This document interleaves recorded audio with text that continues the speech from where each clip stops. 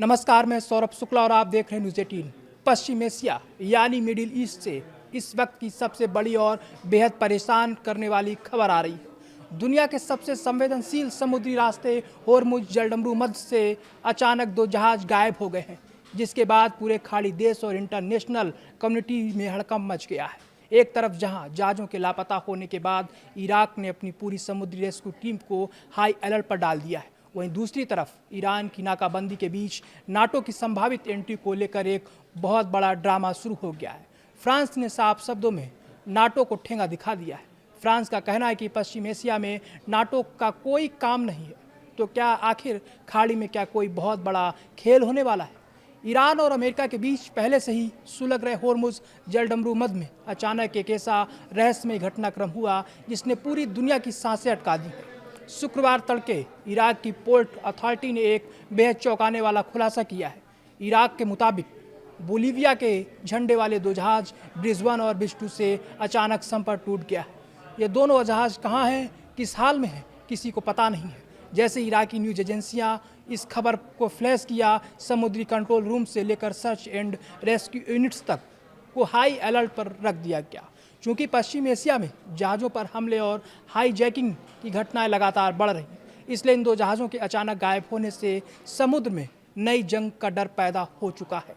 जो जहाज़ गायब हुए हैं वो ब्रिज-1 और ब्रिज-2 हैं और उस पर बोलीविया का झंडा लगा हुआ था। हालांकि इराक ने साफ किया है कि दोनों जहाज़ इराकी जल क्षेत्र में दाखिल नहीं हुए थे, लेकिन गल्फ के अलग अलग पोर्ट और खुद जहाज के मालिकों ने जब क्रू से संपर्क टूटने की बात कही तो इराक को तुरंत एक्शन में आना पड़ा। सबसे रहस्यमयी बात यह है कि जहाज़ों की तरफ से कोई भी डिस्ट्रेस कॉल यानी खतरे का सिग्नल नहीं भेजा गया था। अब सैटेलाइट ट्रैकिंग और क्षेत्रीय रेस्क्यू एजेंसियां मिलकर दिन रात इन जहाज़ों को ढूंढने में जुटी हैं। अब बात इस कहानी के दूसरे और सबसे बड़े राजनीतिक ट्विस्ट की है।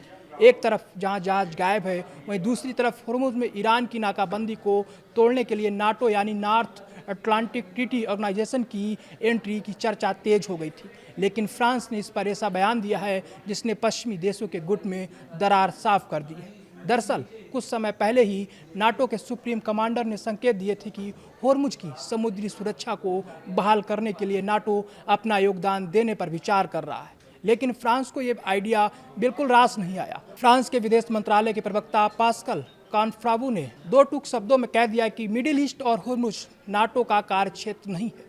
फ्रांस का रुख स्पष्ट है। फ्रांस पहले से ही एक बहुराष्ट्रीय मिशन के जरिए शांतिपूर्ण तरीके से जहाज़ों की सुरक्षा में जुटा हुआ है, लेकिन इस इलाके में नाटो को घसीटना आग में घी डालने जैसा है। फ्रांस के इस इनकार ने साफ कर दिया है कि वह अमेरिका या नाटो के किसी भी ऐसे फैसले के साथ नहीं है जिससे ईरान के साथ तनाव और ज़्यादा भड़क जाए। होर्मुज जलडमरू में वो रास्ता है जहां से दुनिया का करीब 20% तेल गुजरता है। ऐसे में दो जहाज़ों का गायब होना और नाटो की एंट्री और फ्रांस का वीटो ये साफ इशारा कर रहा है कि आने वाले दिन खाड़ी देशों के लिए बेहद तनावपूर्ण होने वाले हैं। क्या ये जहाज़ किसी हादसे का शिकार हुए या फिर इसके पीछे कोई बड़ी साजिश है? इस पर हमारी नज़र बनी रहेगी।